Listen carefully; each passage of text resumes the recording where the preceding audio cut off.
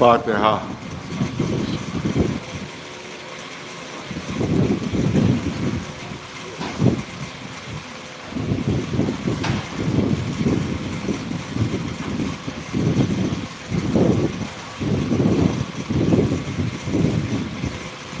اعوذ باللہ السمیع العلیم من الشیطان اللعین الرجیم، بسم اللہ الرحمن الرحیم، الحمد للہ رب العالمین، والصلاة والسلام علی سید الانبیاء والمرسلین، سیدنا و نبینا و شفیع المذنبین ابی القاسم محمد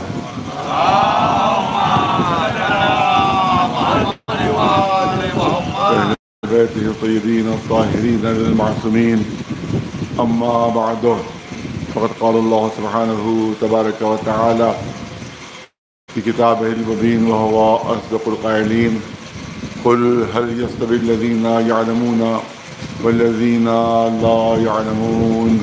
صلوات بھیجے بر محمد مشہور و معروف آیہ کریمہ ہے جس میں اعلان ہو رہا ہے کہ رسول پوچھئے کہ کیا جاننے والے اور نہ جاننے والے برابر ہو سکتے ہیں؟ کیا عالم اور جاہل برابر ہو سکتے ہیں؟ بظاہر یہ سوال ہے، لیکن حقیقت میں نہ سوال پوچھا جا رہا ہے نہ کسی کو جواب دینا ہے۔ اس کو اصطلاح میں استفہام انکاری کہتے ہیں، اور خود اسی میں سوال ہے اور خود اسی میں جواب ہی ہے۔ میں بچوں کو سمجھانے کے لیے مثال پیش کروں، جیسے اگر کوئی سوالیہ انداز میں کہے کہ کیا سورج نکلا ہوا ہو تب بھی رات ہو سکتی ہے، اگر کوئی سوالیہ انداز میں کہے کہ کیا سورج نکلا ہوا ہو تو کیا رات ہو سکتی ہے، تو یہ پوچھا نہیں جا رہا ہے، بلکہ سچائی کا اعلان ہو رہا ہے کہ ممکن ہی نہیں کہ سورج نکلا ہو اور رات ہو۔ سورج ہے تو روشنی ہے، سورج ہے تو دن ہے۔ اسی انداز میں قرآن میں اعلان کر رہا ہے، اور ظاہر سوالیہ انداز ہے کہ کیا عالم و جاہل برابر ہو سکتے ہیں، تو یہ سچائی کا اعلان ہو رہا ہے کہ کبھی عالم و جاہل برابر ہو ہی نہیں سکتے۔ ایک صلوات بھی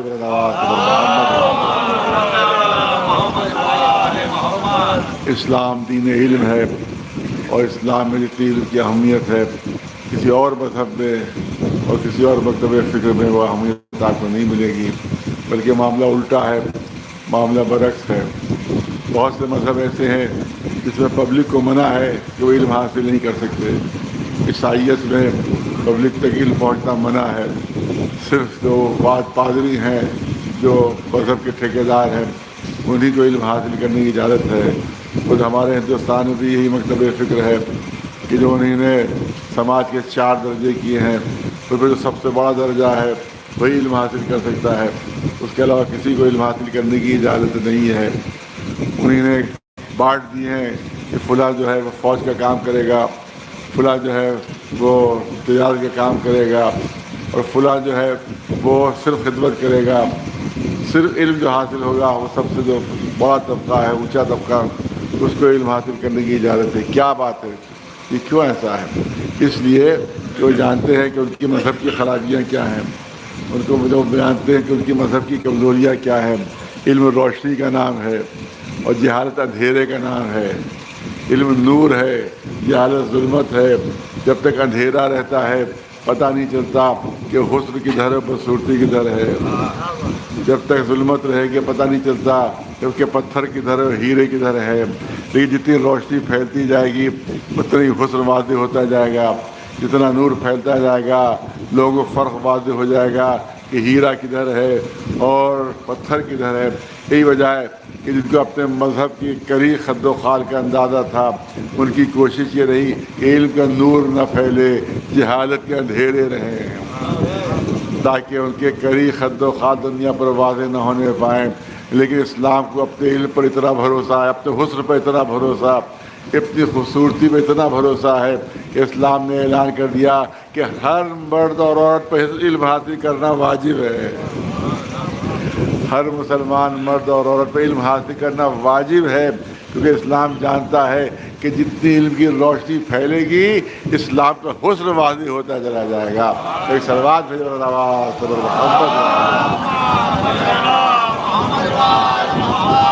اور یاد رکھیے اسلام کا جتنا بھی علم پھیلا ہے وہ محمد و آل محمد علیہ السلام کے ذریعے سے پھیلا ہے. علم کا اسلامی علم کا جو سب سے بڑا سورس ہے اس کا نام ہے مولا کائنات علی ابن ابی طالب. دنیا میں بڑے سے بڑا عالم کیوں نہ ہو، ارسطو کیوں نہ ہو، افلاطون کیوں نہ ہو، دنیا کے کسی بڑے سے بڑے عالم کا نام لے لیجیے، کبھی کوئی دعویٰ نہیں کرے گا جو پوچھنا ہے پوچھو.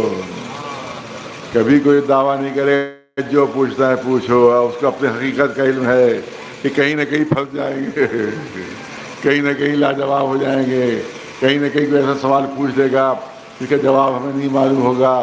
پھر کائنات کی ایک شخصیت ہے جو ممبر پر بیٹھ کر دعویٰ کر رہی ہے سلونی سلونی، جو پوچھنا ہے پوچھ لو.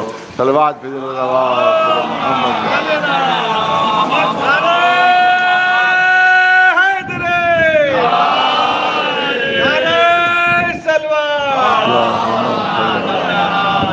میں زمین کے راستوں سے زیادہ آسمان کے راستوں کو جانتا ہوں، میں زمین کے راستوں سے زیادہ آسمان کے راستوں سے واقف ہوں. جو پوچھنا ہے پوچھو، سلونی جو پوچھنا ہے پوچھو. یہاں پہ ایک اعتراض کیا جاتا ہے، میں چاہتا ہوں اس اعتراض کے جواب ہمارے بچوں جوانوں تک پہنچ جائے. وہ اعتراض یہ کیا جاتا ہے کہ رسول تو اصل ہیں، جتنے علوم علی تک آئے ہیں وہ رسول اللہ کے ذریعے سے آئے ہیں. خود رسول مولا علی فرماتے ہیں کہ ہاتما زقنی رسول اللہ زقن زقا، یہ علوم رسول نے مجھے بھرائے ہیں کہ جس طرح ایک پرندہ اپنے بچے کو دانہ بھراتا ہے. لعاب دہن میرے سارے علوم پہنچے ہیں. تو جب علی شاگرد ہیں اور رسول استاد ہیں تو خود رسول کو دعویٰ کرنا چاہیے تھا. دیکھیے بہت اعتراض سخت ہوتا ہے، میں چاہتا ہوں اس کا جواب بچوں جوانوں تک پہنچ ہوتا ہے. کبھی کوئی کہتے ان کے سامنے تو جواب ان کے پاس موجود رہنا چاہیے کہ آخر رسول نے کیوں نہیں دعویٰ کیا جو پوچھنا ہے پوچھو. بھائی رسول اللہ کو دعویٰ کرنا چاہیے تھا، اصل تو وہی ہے، اصل اسی کے تو لوگ پہنچے ہیں مولا علی تک. ان کو دعویٰ کرنا چاہیے تھا کہ جو پوچھنا ہے پوچھو. اور تم یہ کہتے ہو کہ علی نے دعویٰ کیا، اس کا مطلب ہے کہ علی کو رسول سے بڑھا دیتے ہو، تم تو علی کو رسول سے آگے کر دیتے ہو کہ استاد تو پوچھ نہیں رہا ہے، استاد تو دعویٰ نہیں کر رہا ہے، شاگرد کہہ رہا ہے جو پوچھنا ہے پوچھو. اس کا مطلب ہے تم نے علی کو مولا علی کو رسول اللہ سے بڑھا دیا. نہیں، ہرگز نہیں. ہم میں سے کسی کا عقیدہ نہیں ہے، بلکہ ہم سب کا عقیدہ یہ ہے کہ اللہ کے بعد کائنات میں سب سے افضل جو ذات ہے وہ حضور سرور کائنات محمد مصطفیٰ صلی اللہ علیہ وسلم. اللہ کے بعد سب سے برتر اور سب سے افضل ذات رسول اللہ کی ہے. پھر بھی کیا بات تھی کہ خود رسول اللہ نے دعویٰ نہیں کیا کہ جو پوچھتا ہے پوچھو. دعویٰ مولا علی کر رہے ہیں. تو جملہ تھوڑا سا سخت ہے جو کرنا چاہتا ہوں. دعویٰ کبھی نہیں کیا رسول اللہ نے، علی ہی نے دعویٰ کیا، رسول نے کبھی دعویٰ نہیں کیا. اب مجھے کہنے دیجیے کہ رسول اللہ کو دعویٰ نہیں کرنا چاہیے تھا اور علی ہی کو کرنا چاہیے تھا. کوئی کہے بھائی دیکھیے وہی بات صحیح آپ نے ثابت کر دی، اس کا مطلب علی بلند ہو گئے، علی کے مرتبہ آپ نے زیادہ کر دیا. نہیں، ثابت کرنا ہے رسول اللہ کو دعویٰ نہیں کرنا چاہیے تھا، علی ہی کو دعویٰ کرنا چاہیے تھا. اس کا بنیادی سبب یہ ہے کہ رسول اللہ کو ہر چیز کا علم تھا. کائنات کا کوئی ایسا علم نہیں جو رسول کے پاس نہ ہو. کائنات کا ہر علم رسول کے پاس موجود تھا، مگر فرق یہ تھا کہ رسول اللہ وحی کے پابند تھے، وحی کے پابند تھے. ارے جب وحی سے ذریعے سے اجازت ملتی تھی تو جواب دیتے تھے. کئی تاریخ میں موقع موجود ہے کہ رسول اللہ سے سوال کیا گیا اور رسول نے فوری جواب نہیں دیا، فوراً جواب نہیں دیا. یہ اللہ کے رسول یہ بتائیے ذوالقرنین کون ہے؟ رسول خاموش ہے. اس کا یہ مطلب یہ نہیں کہ معلوم نہیں تھا، بلکہ اجازت کا انتظار تھا. اجازت ملے تو بتاؤں، اجازت ملے تو بتاؤں. قرآن میں موجود ہے، رسول سے پوچھا گیا کہ بتائیے روح کیا ہے؟ سوال کیا گیا روح کیا؟ 3 دن تک رسول خاموش رہے، رسول نے جواب نہیں دیا. تو کیا معاذ اللہ معلوم نہیں تھا؟ معلوم تھا، مگر اجازت کا انتظار تھا. 3 دن بعد جواب دیا گیا. تو اگر رسول اللہ اعلان کر دیتے جو پوچھنا ہے پوچھو، اور اس کے بعد رسول خاموش بیٹھے رہتے، پوچھنے والا پوچھ رہا ہے اور وہ خاموش بیٹھے ہوئے ہیں، انتظار کریں اجازت ملے تو بتاؤ، تو ہر ایک کہے گا ارے جب بتانا نہیں تھا تو دعویٰ کیوں کر دیا، جب بتانا نہیں تو دعویٰ کیوں کر دیا۔ اس لیے رسول اللہ کو دعویٰ نہیں کرنا چاہیے تھا اور علی ہی کو دعویٰ کرنا چاہیے تھا، کیونکہ وہی کی پابندی ہٹ چکی ہے، سارے علوم کے حامل ہیں، اس لیے ادھر سوال ہوتا ہے ادھر جواب ہوتا ہے۔ صلوات محمد اور دوسرا اس کا پہلو یہ ہے کہ عرب کے بدو تھے، عرب کے جاہل تھے، اگر ان کے درمیان میں رسول دعویٰ کر دیتے کہ جو پوچھتا ہے پوچھو تو دنیا مذاق اڑاتی، دنیا مذاق اڑاتی۔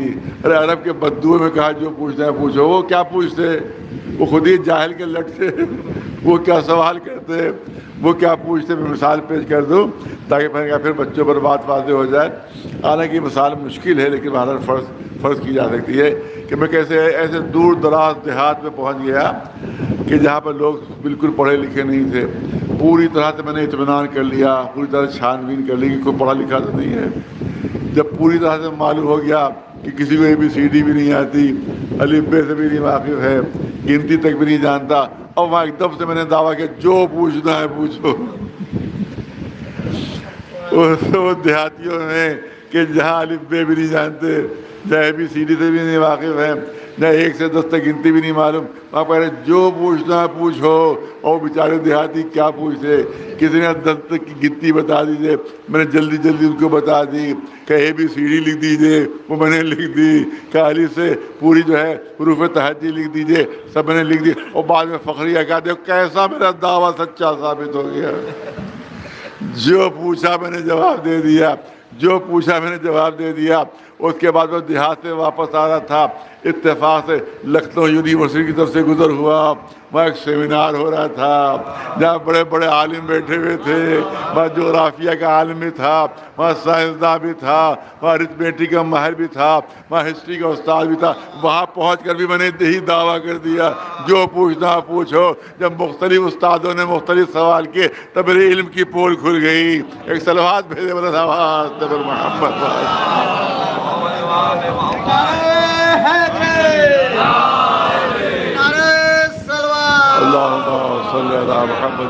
محمد۔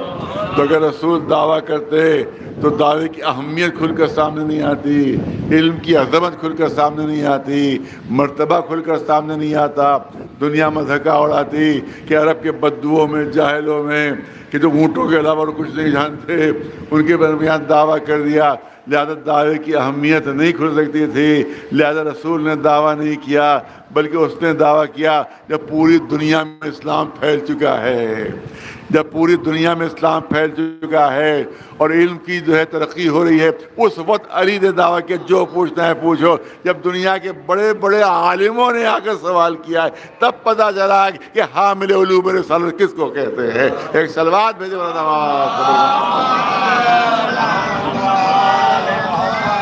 تفصیلی ظاہر ہے کہ بیان کی گنجائش نہیں ہے، ایک پہلو آپ کے سامنے عرض کرنا چاہتا ہوں۔ تاریخ میں تمام وہ سوالات بھی موجود ہیں جو مولانا نے جوابات دیے ہیں، وہ جواب بھی موجود ہے۔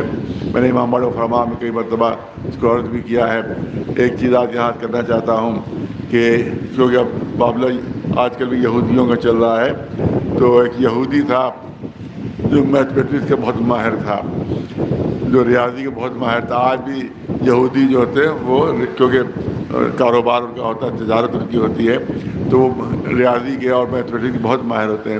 جیسے ہمارے یہاں ہندو بھائی جو قائس ہوتے ہیں وہ میتھمیٹکس بہت اچھی جانتے ہیں، کیونکہ وہ زیادہ تر کاروباری لوگ ہوتے ہیں، تو زیادہ جو کاروباری ہوتا ہے اس کو میتھمیٹکس جاننا ضروری ہوتا ہے۔ یہ یہودی تھا اور بہت بڑا میتھمیٹکس کا ماہر تھا۔ جب اس نے سنا کہ ایک مسلمانوں میں ایک شخص ہے جس نے دعویٰ کیا ہے جو پوچھنا ہے پوچھو، جو پوچھنا ہے پوچھو، ہنسنے لگا، وہ کہے لگانے لگا وہی بات، ارے عرب کیا پوچھیں گے، جاہل عرب، بدو عرب، وہ کیا پوچھیں گے۔ ان کے درمیان میں دعویٰ کر دیا جو پوچھنا ہے پوچھو، اور جو پوچھ رہے ہوں گے اپنی جاہلانہ باتیں اسی کا جواب دے رہے ہوں گے، میں جا کر پوچھوں گا، تب دنیا کو پتہ چل جائے گا کہ بھئی کچھ آتا جاتا معاملہ نہیں ہے، خواہ کا دعویٰ کر دیا ہے۔ میں جا کر سوال کروں گا۔ پہنچ گیا مولا علی کے سامنے، کہا اے علی میں نے سنا ہے کہ آپ نے دعویٰ کیا ہے، جو پوچھنا ہے پوچھو۔ کہا میرا دعویٰ یہی ہے کہ جو پوچھنا ہے پوچھو۔ کہا میں بھی سوال کروں؟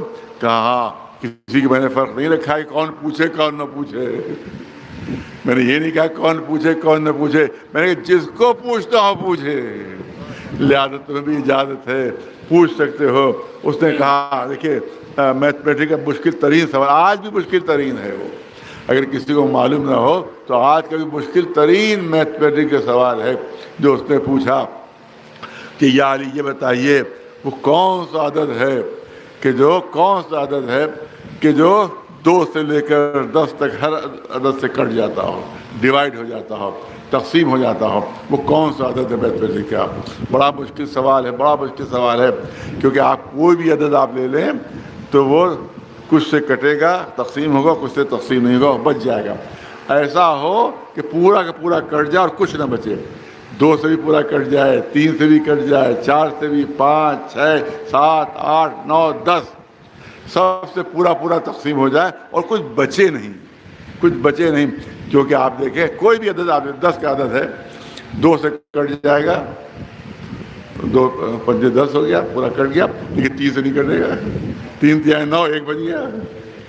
12 بھی اسی طرح سے 3 سے کٹ جائے، 2 سے کٹ جائے گا، لیکن 5 سے نہیں کٹے گا، پھر بچ جائے گا 15۔ جو بھی عدد آپ لیتے چلے جائیں کسی نہ کہیں پر پھسولا ہو جائے گا، کہیں نہ کہیں پر وہ عدد وہ ہے وہ پورا نہیں کٹے گا اور کچھ نہ کچھ باقی رہ جائے گا، لہذا ایسا عدد بتائیے کہ جو 1 سے لے کر 10 تک ہر عدد سے کٹ جائے اور کچھ باقی نہ بچے۔ اپنے زمانے کا مشکل ترین سوال، اس زمانے کا سب سے بڑا میتھمیٹیشین وہ سوال پوچھ رہا ہے کہ وہ عدد بتائیے کہ جو 1 سے لے کر 10 تک ہر عدد سے تقسیم ہو جائے، ڈیوائڈ ہو جائے اور کچھ بچنے نہ پائے، اس میں پورا ڈیوائڈ ہو جائے۔ مولا نے فرمایا یہ بتاؤ ہفتے میں کتنے دن ہیں؟ اور بگڑ گیا وہ، دیکھیے کس طرح سے اس کو ذلیل کیا ہے مولا نے، کس طرح سے اب تک سب سے بڑا میتھمیٹیشین سمجھ رہا ہے، سب سے بڑا ریاضی دان سمجھ رہا ہے، کس طرح سے اس کو ذلیل کیا۔ بتاؤ ہفتے میں کتنے دن ہیں؟ کہا یا علی آپ تو میری توہین کر رہے ہیں، آپ تو میری انسلٹ کر رہے ہیں، ارے تو 2-3 برس کے بچوں سے پوچھا جاتا ہے۔ یہ وہ جواب دیتے ہیں میں دنیا کا سب سے بڑا ریاضی دان اور ہم مجھ سے ایسا سوال کر رہے ہیں جو چھوٹے بچوں سے پوچھا جاتا ہے۔ کہا اگر جواب لینا ہے تو جو میں پوچھتا ہوں وہ بتاتے جاؤ، ورنہ چلے جاؤ یہاں سے، پھر وہاں سے واپس ہو جاؤ، جو میں پوچھ رہا ہوں اس کا جواب دو، وعدہ کرو میں جو پوچھوں گا جواب دو گے؟ مجبور وعدہ کرنا پڑا تو کہ آپ جو کہیے گا اس کا جواب دے۔ بتاؤ ہفتے میں کتنے عدد ہیں؟ اس نے کہا 7، ہفتے میں 7 ہیں، 7 دن ہیں، 7 دن ہیں۔ کیا تمہارے جو سال، تمہارا یہودیوں کا سال الگ ہوتا ہے، کہ تمہارے سال میں کتنے دن ہیں؟ اس نے کہا 360، ان کے 360 دن ہے۔ کیا 360 دن ہے؟ ہفتے میں 7 دن اور سال میں 360 دن۔ کیا 360 کو 7 سے ضرب دے دو، 360 کو 7 سے ضرب دے دو۔ اب جو ضرب دیا تو یہ نکلا 2520 کا۔ تمام اعداد میں تنہا یہی ایک عدد ہے کہ جو ہر عدد سے کٹ جاتا ہے۔ صلوات بھیجو رضوات پر محمد وال ایک صلوات یا اللہ مبہوت رہ گیا، دنگ رہ گیا کہ یا علی کوئی اور طریقہ بھی ہے؟ کوئی اور طریقہ بھی ہے؟ کہ ہاں اور بھی طریقہ ہے، 1 سے لے کر 10 تک گنتی سناؤ۔ ایک صلوات پہ 1 سے لے کر 10 تک گنتی سنا دو۔ کہ یا علی پھر آپ توہین کر رہے ہیں، پھر آپ میری انسلٹ کر رہے ہیں۔ کہ وعدہ کر چکے ہو تو کہ جو کہوں گا وہ جواب دو گے؟ اور وعدہ کر چکا تھا۔ اچھا میں سنائی دیتا ہوں 1 سے لے کر۔ اب عربی میں اس سے سنانا شروع کی، 1 2 3 4 اربع کے معنی 4۔ کیا اربع عین ہے؟ کہ اس کو الگ لکھ لو، اس کو لکھ لو۔ 10 تک گنتی میں عربی میں جس میں عین آیا ہے اس سب کو الگ لکھتے جاؤ، ارے توجہ رہے، معجزہ ہے، میتھمیٹکس کا معجزہ ہے، ارتھمیٹک کا معجزہ ہے جو آپ کے سامنے پیش کر رہا ہوں کہ 1 سے لے کر 10 تک عربی کی جتنی گنتی ہے اس میں جس میں عین ہے اس کو سب الگ کرتے جاؤ. واحد عین نہیں، اثنین عین نہیں، ثلاثہ عین نہیں، اربع چار عین ہے اس کو الگ لکھو. پھر آگے بڑھو، اس کے بعد خمسہ عین نہیں اور ستہ عین نہیں، پھر سبع سات اس میں عین ہے کہ اس کا الگ لکھو. اب 7 کو 4 سے ضرب دے دو، معلوم 28 کہ اس کو 28 کو الگ لکھ لو. اب آگے بڑھو، سبع کے بعد آیا ثمانیہ 8، اس کے بعد تسعہ 9 کا یہ 9 لکھ لو. اب 27 اب 28 کو 9 سے ضرب دے دو، آیا 252 اور آگے بڑھو کا عشرہ کا اس پہ بھی عین ہے کہ اب یہ 252 کو ضرب دے دو 10 سے، اب تنظیم آیا تو وہی 2520. ایک صلوات بھیجے بر نواز بر محمد والے، قدموں پر سر رکھ دیا. یا علی آپ سے بڑا عالم کائنات میں موجود نہیں ہے. ایک صلوات بھیجے بر نواز بر محمد، ایک صلوات بلند آواز سے بر محمد والے. آپ دیکھ لیں کہ بڑے سے بڑا عالم کیوں نہ ہو اور سحر سے سحر سوال کیوں نہ کیا جائے، لیکن ایک وقت ایسا آتا ہے کہ جب اپنے وہ جوابات دہرانے لگے گا.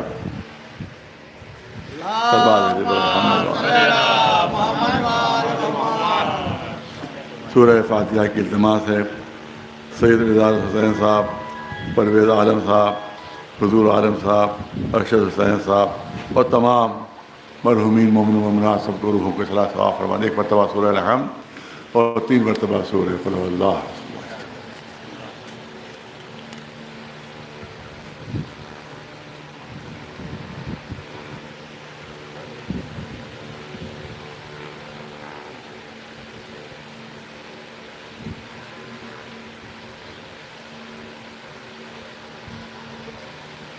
بس 5-7 منٹ کی اور زحمت ہے. میں نے عرض کیا کہ سحر سے سحر سوال کیوں نہ ہو اور بڑے سے بڑے عالم سے کیوں نہ کیا جائے. 5 آدمی وہی سوال کریں گے، نیا جواب دے گا.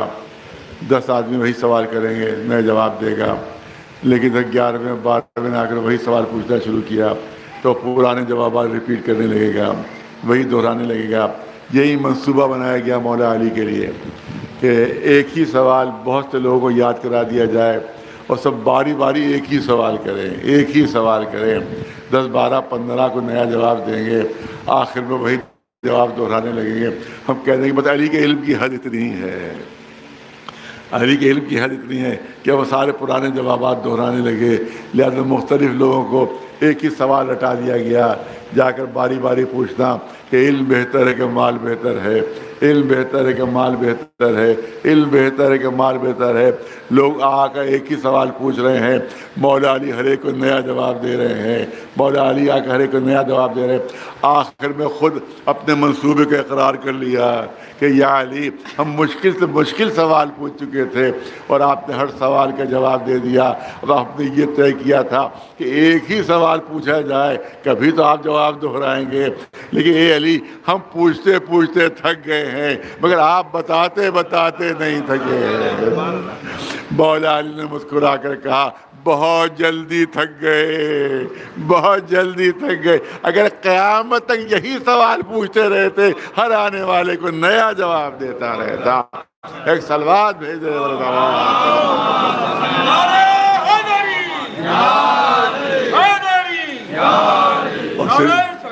اور یہ نہ سمجھیے کہ یہ دعویٰ کہ جو کچھ پوچھتا ہے پوچھو کسی ممبر پہ ہوا تھا. نہیں، یہ دعویٰ اس وقت بھی کیا ہے جب سر پر ضربت ہے، اور ایسی ضربت کہ سر دوپارہ ہو چکا ہے. اور صرف ضربت ہی نہیں ہے بلکہ زہر بھی ہے. خود ملون ابن ملزم قرار کرتا ہے کہ عرب کے تیز ترین زہر سے میں نے بار بار اپنی تلوار کو بجھایا تھا. اس کا مطلب یہ ہے کہ صرف زخم کی تکلیف نہیں تھی بلکہ زہر کی اذیت بھی تھی اس عالم میں بھی کہ جب زہر کی تکلیف سے، زخم کی تکلیف سے تڑپ رہے ہیں. اسبغ ابن نباتہ آتے ہیں، کہتے ہیں مولا مولا کہتے جاز باغ اور باہر جا کے اعلان کر دو علی ابھی زندہ ہے، علی ابھی زندہ، جو پوچھنا ہے پوچھ لو قبل اس کے کہ علی ختم ہو جائے، جب سے کہ علی دنیا سے رخصت ہو جائے، جو پوچھتا ہے پوچھ لو۔ ہاں داروں، آج کی رات اہل حرم کو بڑی سخت رات ہے۔ مولا علی کبھی بےہوشی طاری ہو جاتی ہے، کبھی ہوش میں آ جاتے ہیں، وصیتیں فرما رہے ہیں۔ جناب زینب گھبرا گئیں، دیکھا کہ چہرے کا رنگ بالکل زرد ہو چکا ہے، پیشانی پر جو زرد رنگ کی پٹی بندھی ہوئی تھی اندازہ نہیں ہو رہا تھا کہ وہ پٹی کہاں پر بندھی ہوئی ہے۔ جلدی سے امام حسن کو بلایا، اے بھیا حسن کسی ماہر جراح کو بلا لیجیے، بابا کے چہرے کا رنگ بالکل زرد ہو گیا ہے۔ ماہر ترین جراح آتا ہے، جراح زخم سر کا معائنہ کر رہا ہے، تمام بیویاں منتظر ہے کہ شاید اب کوئی خوشخبری مل جائے، شاید وہ کہہ دے کہ تمہارے بابا زندہ رہیں گے۔ لیکن تاریخ گواہ ہے کہ جب زخم سر کا معائنہ کیا تو خاموشی سے اٹھا، بس زبان پہ ایک ہی جملہ تھا، انا للہ وَإِنَّا إِلَيْهِ رَاجِعُونَ۔ آقا جو وصیتیں فرمانا ہو وصیتیں کر لیجیے۔ زخم کا اثر، زہر کا اثر مغز تک پہنچ چکا ہے، اب حالت سدھرنے کی کوئی ترکیب نہیں ہے۔ مولا نے وصیتیں فرمانا شروع کی، امام حسن کو قریب بلایا، اپنے تمام اولادوں کے ہاتھ امام حسن کے ہاتھ پہ دیے، اے حسن یہ تمہارے حوالے، اے حسن یہ تمہارے حوالے۔ سب کو امام حسن کے حوالے کر دیا، لیکن ایک چھوٹا سا بچہ دیوار کی طرف رخ کیے بلک بلک کر رو رہا تھا۔ اب جو ماں نے منظر دیکھا تو ہاتھ جوڑ کے مولا کے قریب آتی ہیں، اے میرے آقا، اے میرے مولا، کیا میرے بچے عباس میں کوئی خطا ہو گئی؟ اے ام البنین یہ آپ کیوں کہہ رہی ہیں بھلا عباس سے کوئی خطا ہو جائے؟ کہ نہیں آقا، آپ نے سب کو امام حسن کے سپرد کیا مگر میرے بچے عباس کو سپرد نہیں۔ اے حسن ہٹ جاؤ، اے حسین قریب آ جاؤ۔ امام حسین قریب آتے ہیں، جناب عباس کو قریب بلایا، جناب عباس کا ہاتھ امام حسین کے ہاتھوں میں دیا، اے حسین یہ عباس تمہارے حوالے ہے، اے حسین یہ عباس تمہارے حوالے ہے۔ اس سے پہلے صرف امام حسن سے کہا تھا، اے حسن یہ تمہارے حوالے، یہ حسن تمہارے حوالے، لیکن جب جناب عباس اور امام حسین کی نوبت آئی تو پہلے امام حسین سے کہا کہ حسین یہ عباس تمہارے حوالے ہیں، پھر جناب عباس کا رخ کیا، اے عباس میری وصیت یاد رکھنا، یہ حسین تمہارے حوالے، ارے جب تک زندہ رہنا حسین پر کوئی آنچ نہ دے دینا۔ ہاں دارو، تاریخ گواہ ہے، امام کا جنازہ اٹھتا ہے اس عالم میں کہ صرف چند لوگ ساتھ ساتھ ہیں، امام حسن ہے، امام حسین ہے، جو ایک طرف سے جنازہ اٹھائے ہوئے، دیکھنے والوں نے عجیب منظر دیکھا، بس آخری جملے کرنا چاہتا ہوں، دیکھنے والوں نے عجیب منظر دیکھا کہ ایک سمت سے امام حسین جنازہ اٹھائے ہوئے ہیں اور آگے کوئی اٹھانے والا نہیں ہے، مگر جنازہ خود بخود اٹھا ہوا ہے، جنازہ خود بخود اٹھا ہوا ہے۔ جب امام حسن حسین سے پوچھا گیا کہ ہم نے یہ منظر دیکھا ہے کہ ایک طرف تو آپ لگے ہوئے تھے، دوسری طرف جنازہ خود بخود اٹھا ہوا تھا، یہ کیا منظر تھا؟ کہا جبریل و میکائیل آ گئے تھے، وہ ہمارے بابا کا جنازہ اٹھا رہے تھے۔ میں جبریل و میکائیل کی خدمت میں عرض کرنا چاہتا، اے جبریل و میکائیل، ارے یہاں بہت سے جنازے اٹھانے والے تھے، علی کی 8 اولادیں موجود تھی، وہ جنازہ اٹھا سکتی تھی، تم یہاں تو آگے کربلا کے میدان میں بھی آ جاؤ، ایک غریب کا جنازہ لے کے گھر پر لاش پامال ہو رہا ہے، عزادار ادھر کے گھوڑے ادھر۔ سب کے سارے ثواب فرما دے، سب کے سارے ثواب فرما دے۔